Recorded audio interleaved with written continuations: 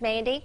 And joining us now live to tell us more about how we can keep our brain healthy is brain health specialist and former dementia healthcare administrator, Miss Janet PIttman. And thank you so much for being here. Hello, Tanya. Happy Friday. Happy Friday to you. Yes, we're so delighted to have you.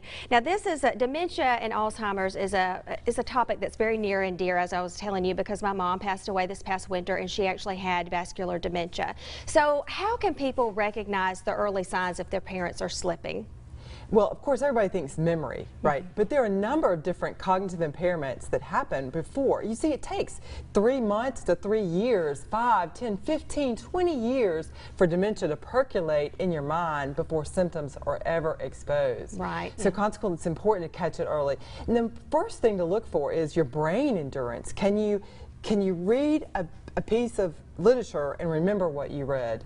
Or it's not just the memory aspect, it's even your gait. Are you taking the streets like a New York fashion runway? Are you really a little bit concerned about your step? Okay, and are there ways that you can find out or test, if you will, how young your brain is? Well, of course, there are all kind of memory tests. You can go to the neurologist and take those. But really, that is really too late, because that is a point where your cognition, you're in mild cognitive impairment, even to severe cognitive impairment, for it to show up on a memory test. You have the ability to know yourself. You've got that what we call subjective cognitive impairment. And that means you know you're slipping, but maybe nobody else knows, really. You can't really, it doesn't really come up to fruition. It's not in people's eyes quite yet. Okay, and this may be a silly question, but are there things that a person can do besides just taking medicine or prescriptions to keep their brain more alert or healthy? 4 quick ways. Let's make sure we're all on the same page here. Dementia is a disease. It is not part of normal aging. And again, a disease. Alzheimer's is the majority of the dementia diseases. And you've heard maybe some other dementia diseases, like you said your mother had vascular dementia, and there's Alzheimer's, there's Parkinson's, Workoff-Jacobs, Lou Gehrig's disease. These are all dementias.